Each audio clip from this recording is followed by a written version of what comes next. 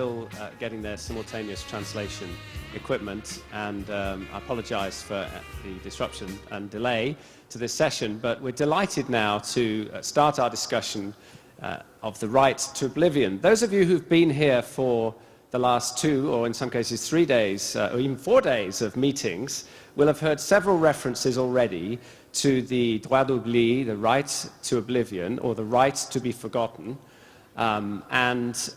So we are going to treat this as a more advanced discussion of what are the real principles at stake here, what are the policy issues, and what are the practical considerations that will have to be addressed if indeed there is to be some extension of existing data protection rights or a completely new right to oblivion or right to be forgotten. I'd like, first of all, though, just to briefly introduce our panel today.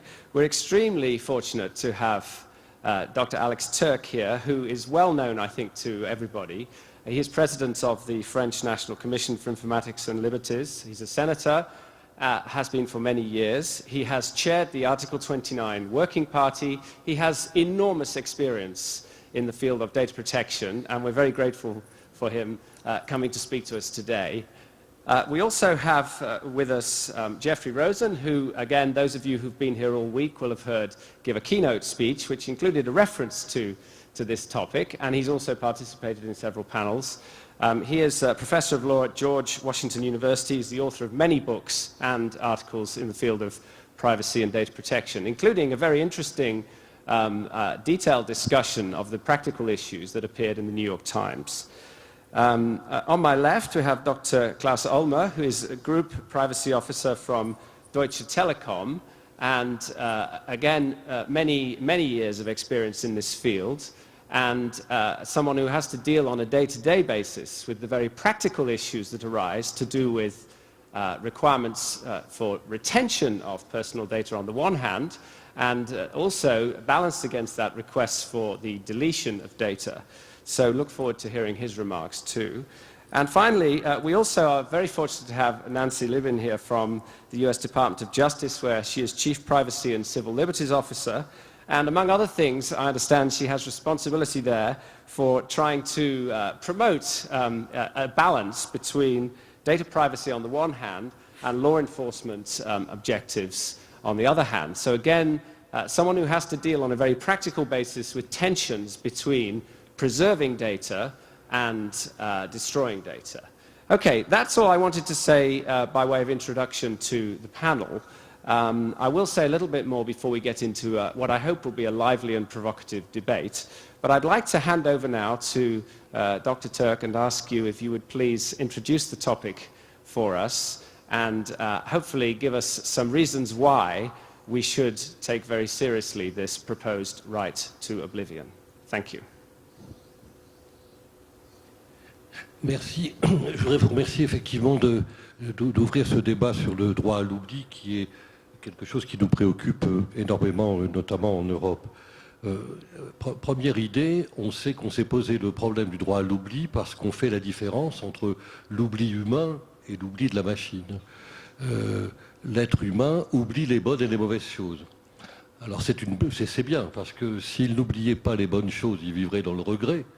Et s'il n'oubliait pas les mauvaises choses, il vivrait dans le désarroi, dans la détresse. Donc il y a une capacité, et j'ai lu récemment que on n'oublie pas par erreur, on n'oublie pas à force, on n'oublie pas à l'usure. Le cerveau fait un effort pour oublier. J'ai découvert ça dans une lecture récente. Or, les machines, elles, n'oublient pas. Elles sont programmées pour retenir le temps nécessaire qui a été fixé. Ce qui fait qu'effectivement, on se rend compte que ce décalage peut être dangereux pour la protection de la vie privée, puisque la machine n'oubliera pas quand nous aurions souhaité, nous, pouvoir oublier. Deuxième idée, il faut faire attention, je crois, et distinguer une conception stricte et une conception plus large. Une conception stricte, au fond, c'est reprendre la ligne générale qui dit avant d'entrer dans un système, je dois, d'une manière ou d'une autre, donner un consentement. Quelque part, il faut que je donne un consentement. Quand je suis dans le système, je dois avoir droit à la transparence. Je veux savoir ce que l'on fait des données qui me concernent. Je peux m'y opposer ou non, mais je veux savoir. Et troisièmement, à la sortie du système, je revendique le droit à l'oubli. C'est-à-dire que je considère qu'en sortant du système, on ne doit pas garder de données personnelles à mon insu. On ne doit pas garder des données personnelles alors que j'aurais voulu au contraire les récupérer, les reprendre avec moi. Ceci nous amène à faire une autre distinction. Il ne faut pas confondre oubli et déresponsabilisation. Aujourd'hui, par exemple, en France, il y a une idéologie qui se développe qui consiste à dire mais attention, il faut toujours être responsable de ses actes. Bien sûr, le droit à l'oubli n'a jamais voulu dire que l'on ne pouvait pas assumer ce que l'on a pu dire ou faire à un moment donné. Simplement, il faut bien comprendre qu'en même temps, on doit pouvoir ne plus supporter et donc ne plus accepter que des données que l'on a soi-même confiées qui touchent à notre vie privée soient données en pâture à l'ensemble des autres êtres humains. Donc on voit bien qu'il y a une différence extrêmement nette entre les deux. Également, le droit à l'oubli est différent, il se recoupe, mais il est différent à mon sens de la notion de pardon. Parce que la notion de pardon implique, d'une certaine manière, un jugement moral. Je pardonne un acte parce que cet acte n'était pas conforme à la morale ou à la loi. Le droit à l'oubli est plus objectif et il est plus large que le droit au pardon. Et bien entendu, il n'est sûrement pas antinomique de la notion de pardon. Également, ce que je voudrais dire, c'est qu'il n'y a probablement pas, mais ça tout le monde l'a vu et tout le monde l'a redit il y a quelques instants, il n'y a probablement pas une réponse à cette question. Moi, je pense que la réponse, elle est triple. C'est-à-dire que le droit à l'oubli, nous n'y parviendrons que si nous faisons avancer 3 solutions en même temps. Et je vous dis tout de suite que je suis extrêmement pessimiste sur notre capacité à le faire. Premièrement, la solution technologique. On vient d'y passer longuement du temps sur ce point. Il est bien évident que la technologie doit pouvoir aider à juguler les effets néfastes de la technologie. Encore faut-il le vouloir, et encore faut-il qu'on mette les moyens financiers de le faire. Et comme on peut se demander si ceux qui ont les moyens financiers ne sont pas précisément ceux qui auraient les capacités à développer ces technologies et qui n'ont pas forcément intérêt, il y a là un grand point d'interrogation. Deuxièmement, c'est la solution normative. Alors on y travaille tous ensemble, chacun à sa place, nous essayons d'avancer. C'est une bonne formule, à terme j'y crois beaucoup, mais je suis très inquiet. Parce que le temps démocratique du droit est en décalage, est toujours en retard par rapport au temps technologique. On voit bien tous que les applications technologiques surgissent et se succèdent à une vitesse phénoménale, mais que parce que nous vivons dans des sociétés démocratiques, le temps de prendre la loi, eh bien, est beaucoup plus lent. Et j'ai très peur que dans quelques années, on élabore un magnifique château juridique, une superbe construction juridique peut-être internationale, et qui restera comme un musée. Parce qu'en réalité, les technologies se seront entre-temps développées de manière telle que ça n'aura plus d'efficacité. Troisième élément, c'est probablement celui auquel je crois le plus aujourd'hui, la pédagogie. C'est d'abord ce que nous faisons tous ensemble aujourd'hui. C'est bien de se voir tous les ans pour échanger nos impressions. À la condition qu'ensuite nous repartions tous dans nos pays respectifs en portant une parole. C'est-à-dire vis-à-vis des jeunes générations, surtout et en priorité, et vis-à-vis d'autres générations. Par exemple, à la CNIL cette année, nous avons mis par rapport à notre budget, un budget extrêmement lourd pour développer des actions vis-à-vis des lycées, des collèges, vis-à-vis des jeunes générations, non pas pour leur faire peur, non pas pour leur interdire quoi que ce soit, mais pour essayer de leur apprendre à intégrer l'impératif de la protection des données dans l'usage courant qu'ils font des systèmes, quels qu'ils soient. Et il y a là un travail considérable à faire parce qu'il faut élaborer une pédagogie adaptée, il faut aider les corps enseignants qui ont beaucoup de mal parce qu'ils se sentent bien souvent complètement débordés par les élèves qui vont beaucoup plus vite qu'eux, et il faut également convaincre les pouvoirs publics que c'est une action prioritaire. Mais je pense qu'aujourd'hui, puisqu'on ne peut pas garantir une solution technologique à très court terme, ni une solution juridique, notre devoir, c'est de faire de la pédagogie et apprendre au fond aux uns et aux autres à maîtriser l'instrument et à retrouver leur libre arbitre. Tout cela, c'est la conception stricte. La conception large du droit à l'oubli, il ne faut pas l'oublier au passage, ne se limite pas à ce qui se passe sur les réseaux.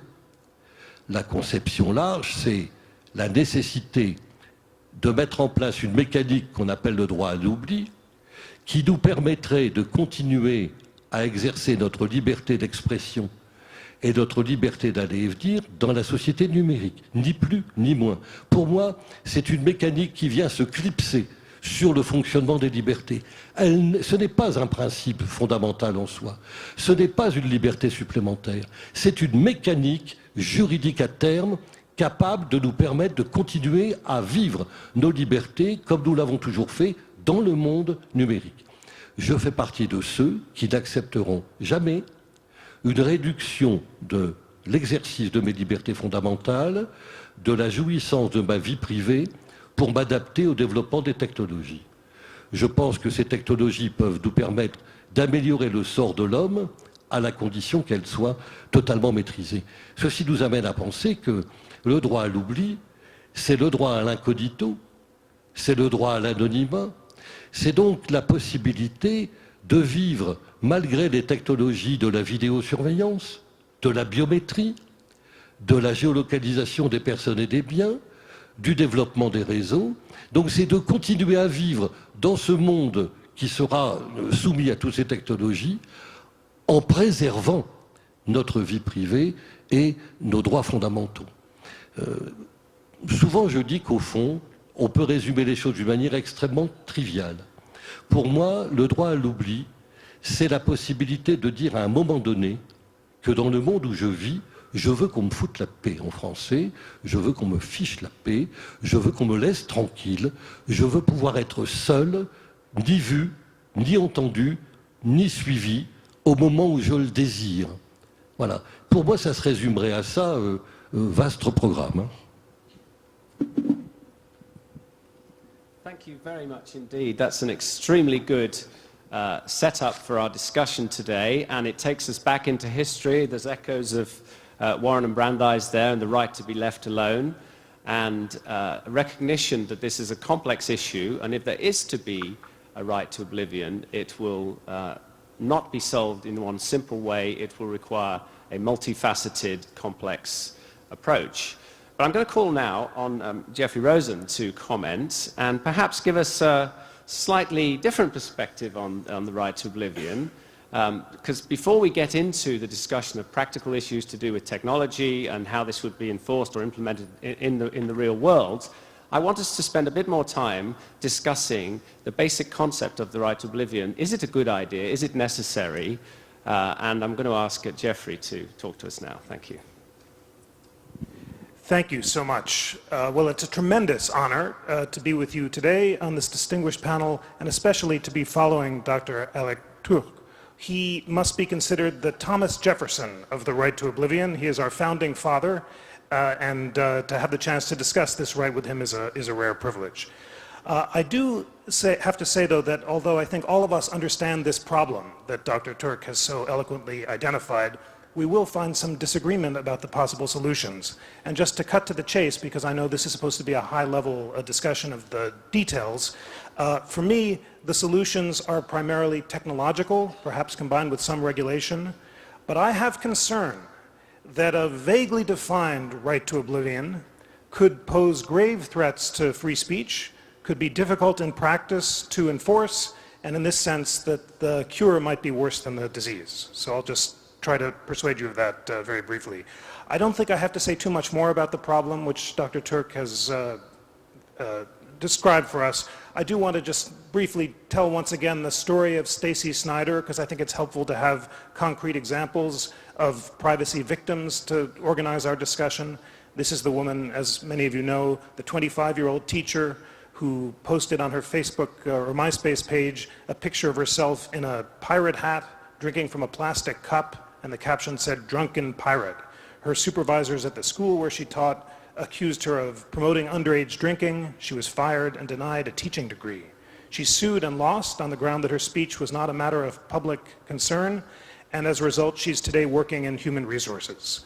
This crystallizes the problem, the inability to escape your past, the difficulty of reinventing yourself and starting anew, the way that new technologies are threatening on an almost existential level our ability to control the face that we present to the world. And this is having dramatic practical consequences. Microsoft has found that 70% of employers are denying people jobs or promotions or firing them based on information found on social networking sites. So the problem is real. What are the solutions? For me, the most effective solution is a technological one, and here I join my colleague Victor Mayer-Schönberger, who had hoped to be here today, and whose book, Delete, The Problem of Forgetting in a Digital Age, is a manifesto for a thoughtful approach to this challenge that we're all discussing. Expiration dates for data would allow encryption keys that rust or decay over time to make it possible to specify how long you wanted data to last. So Facebook could, if it chose, ask us before we posted a photo, do you want this to last forever, or should it only be stored for 3 days or 3 weeks? And a system along these lines, which at the moment is not quite ready for prime time, but soon will be, would go a long way toward alleviating the problem that Dr. Turk describes.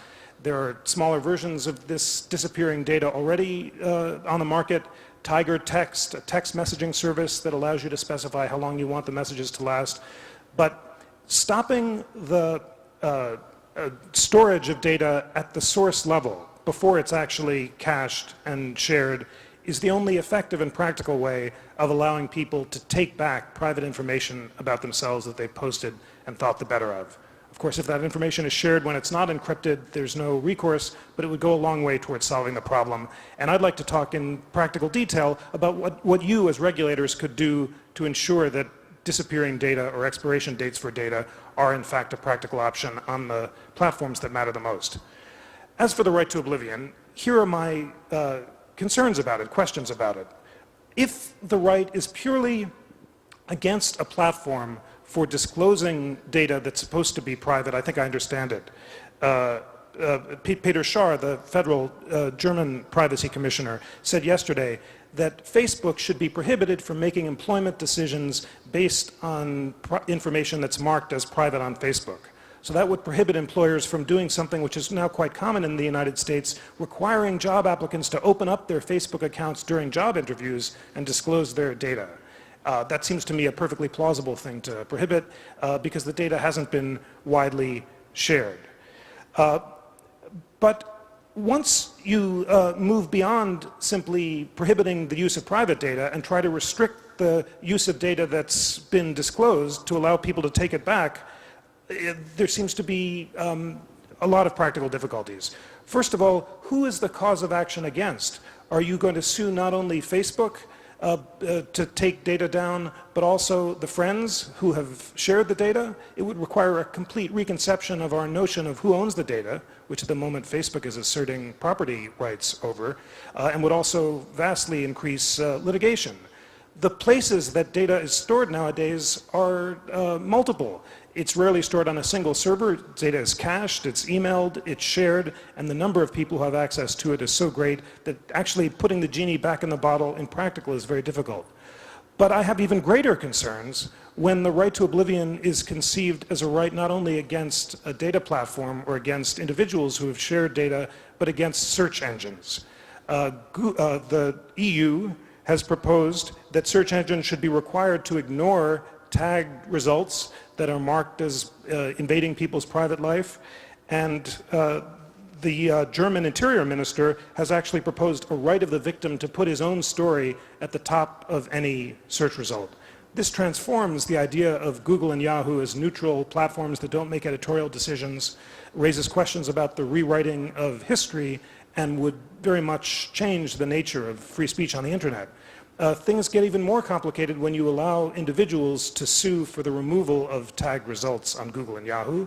And here, for me, a cautionary tale is the case of Virginia da Cunha in Argentina. This was the pop star who'd posed for racy pictures of herself.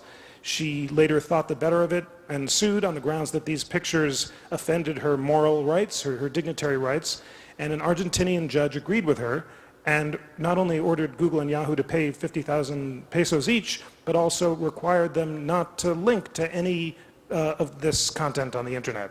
And Yahoo in particular said it was so complicated for it to distinguish between the permissible and impermissible content that it would have to remove all tag results, all search requests for this person. You can well imagine, ladies and gentlemen, the opportunities for political manipulation and self-protective litigation that this solution would cause. Let's imagine that Virginia da Cunha were running for political office, as some racy pop stars have been known to do in other parts of the world. And she decides that she doesn't want to be embarrassed with these racy pictures which call into question her campaign. So she sues, says her moral dignity is offended by the pictures, and a judge has to decide, should they be selectively removed? Is the public interest in the pictures outweighed by her private dignitary interest? Is her status as a public figure running for office, does that change the equation?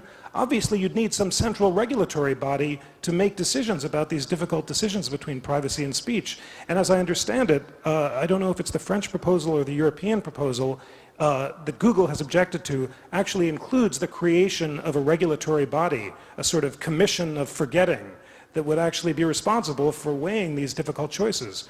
As a free speech advocate, this causes me grave concern. At the moment, the regulatory body with far more control over free speech than the US Supreme Court or the European Commission or any body in the world right now is Google. And I know Nicole Wong is here. She's the Deputy General Counsel. She is the one who's woken up in the middle of the night making decisions about whether to remove videos by Greek football fans calling Kemal Ataturk, the founder of modern Turkey, gay, which is something that Greek football fans do a lot. She has to kind of decide on a case-by-case basis whether each YouTube video violates local laws, but at least she's doing so on the basis of neutral decisions about whether the violations are clearly offensive to local laws. This new commission of forgetting would have to make far more difficult decisions about public interest versus private interest, what's a moral harm and what isn't, who's a private figure and who isn't. I can't imagine that I would want to give any international body this authority because there's not enough social consensus to support it. Dr. Turk said in the end, it's really education and pedagogy and consensus that would determine the enforcement of these moral rights. You cannot allow regulators to do it in contested areas. That is why in the US, we have limited the suppression of truthful but embarrassing speech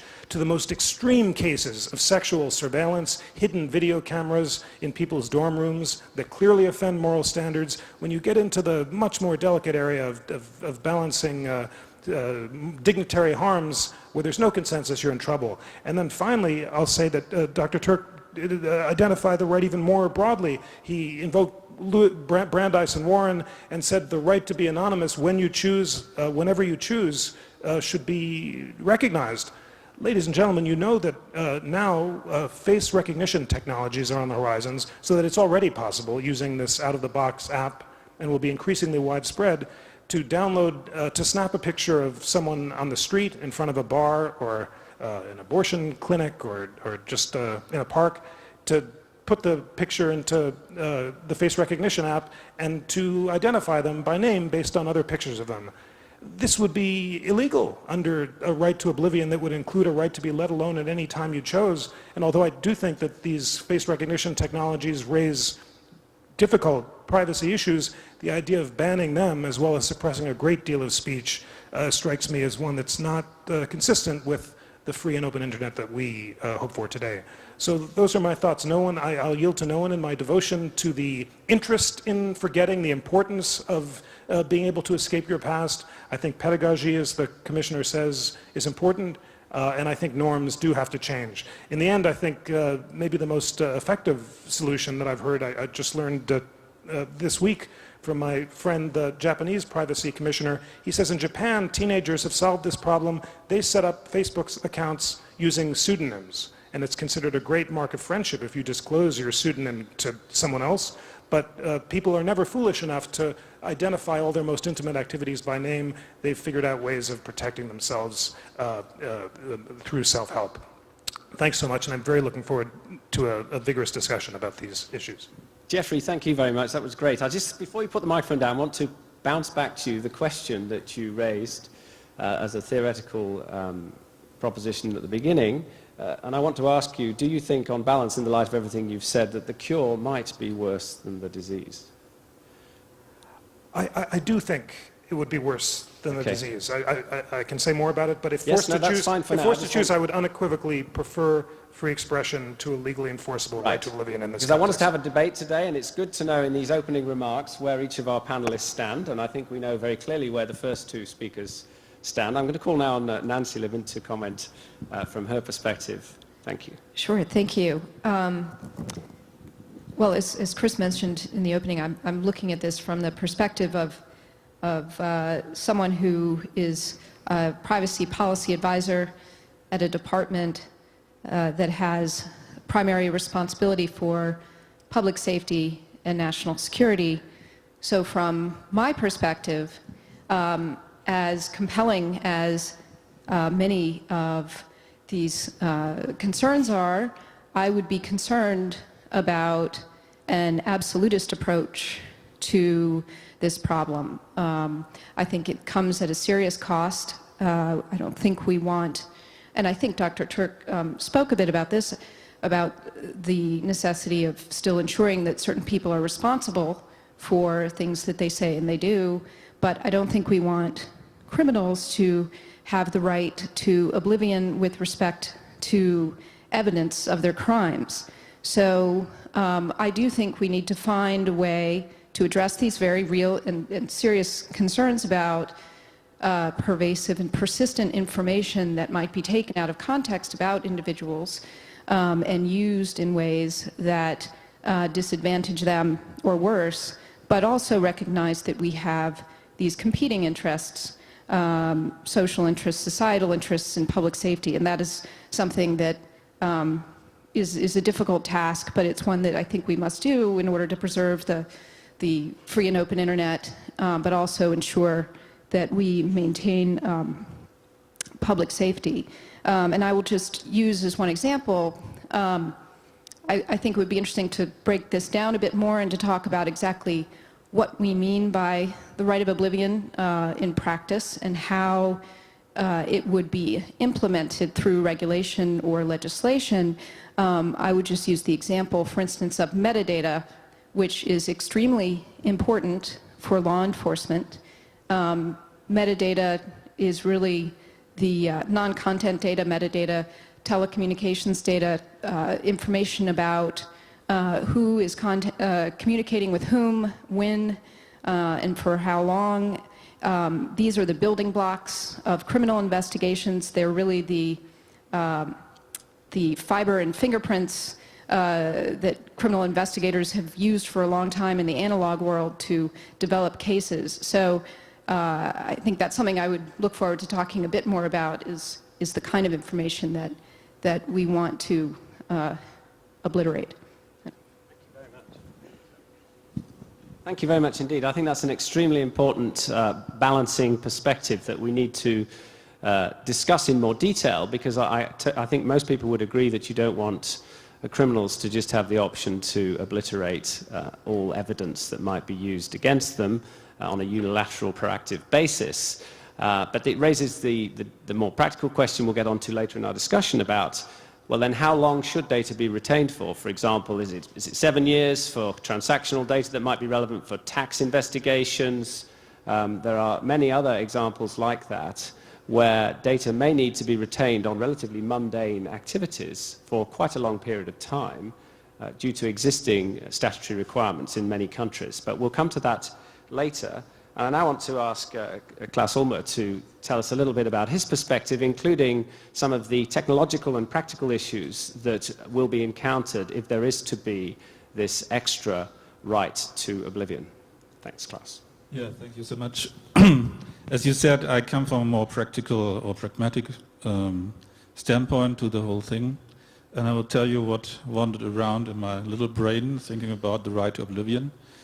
I would say my permission is that the right to oblivion in what form soever must be granted in the future.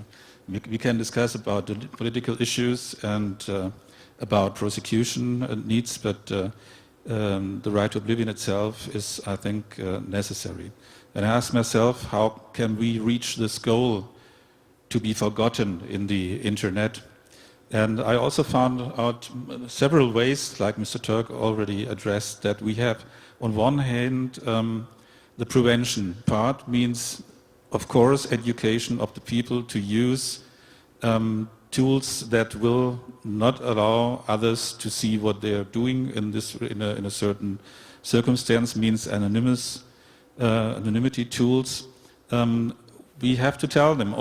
Sometimes we have alternative tools, for example, search engines like XQuick that allow you to search on an anonymous basis and also grant you access to the web pages they found on an anonymous basis. This would be one step. It seems want to say that to minimize the data generated for the internet is the first step to the right to oblivion. This is only one aspect. This was already discussed in other plenary sessions. Another thing is, of course, the responsibility of the industry. And we have examples in Europe that we have some kind of right to oblivion with regard to the requirements out of the EU directive that say data may only be stored for the time they were needed to fulfill the legally permitted purpose. And after that, they have to be deleted. This is a good approach for internet service providers, for example, but not an overall approach for the data in the internet at all. So this is a solution for specific business requirements. On the other hand, it's quite unspecific what is meant by when the purpose is fulfilled. This is, should be more specified by the regulators maybe. We have an example in the German telecommunications law where it says the customer data have to be deleted by the end of the year following the end of the contract with the customer, which is quite a clear information. Of course, not applicable to other business models, but an example for concrete regulation. So, on the other hand, you also mentioned it, Mr. Turk, we have to inform the people what we intend to do with their data and give them the possibility to act accordingly and to opt in or to opt out. It depends on the possibilities we have there. And also to ask for deleting their data when they leave our services again. But as I said before, all these things are not enough to grant this right to oblivion. We have to look for technical tools. We already have companies that offer